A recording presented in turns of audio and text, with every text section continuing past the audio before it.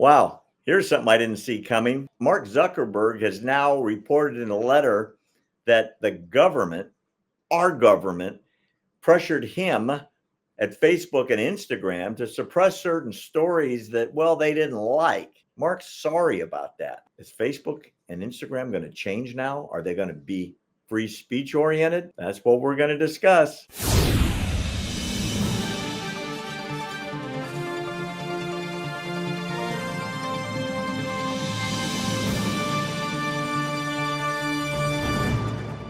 We talked about this before we came on the air. Mark Zuckerberg, who through Meta controls Facebook and Instagram, apparently has had a change of heart and feels bad about suppressing conservative voices and COVID-19 content and the Biden laptop and everything else he was directed to do, and has written a letter saying the government told him to do it. Now, I got 3 questions for you. 1, is Facebook going to change? 2, this is a big one, is the Biden-Harris administration going to stop telling social media what they can and can't publish? And number 3, are there going to be any consequences, Will? This is election interference on a scale unimagined before social media. Yeah. So 3 questions. Your first question, are they going to stop? Yep. No, they're not going to stop.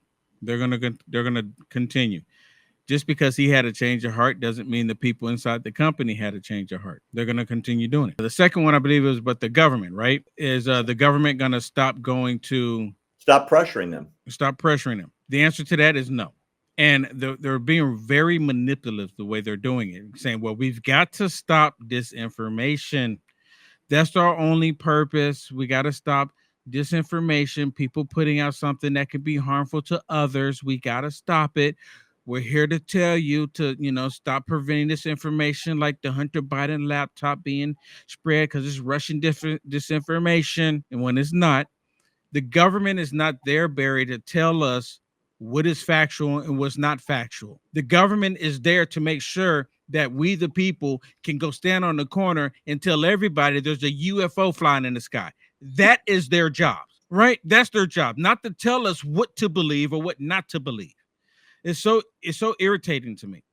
And then the fourth one, the Biden-Harris administration, the third one. Is there going to be consequences for what they did? That's what I was getting ready to. Is there going to be consequences? No, there's not going to be any consequences. He did the letter. He sent the letter to Jim Jordan. Jim Jordan said this is a win for free speech, but that's all it is. It's a win for free speech. But guess what? It stops at the comment. It doesn't go any further than that.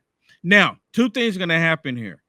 1, we become a full-on communist nation, and then free speech goes away because of her executive order, when she does the Second Amendment, is going to go away. The Constitution is going to be shredded. 100%. She's already put it out there. If you're gonna do away with the Second Amendment, you're gonna do away with the Constitution. The second one is that President Trump wins, and I think that's part of the reason why Mark Zuckerberg did this letter, because he sees the direction the country is going. He sees that the American people are sick and tired of what Joe Biden and Kamala Harris has done to the country. People are going to go with President Trump, and he has access to analytics that we don't have. So he's looking at it on Facebook, on Meta. See, a lot of people didn't think about that. He has access to data that he's like, oh my goodness, this is like never seen before. Barry, I've been collecting videos specifically on Black people, and it's almost 4 hours long of Black people showing support of President Trump. Never heard of before. I've never seen anything like it. Never seen anything like it. This is just what I'm seeing. So he's seeing something else.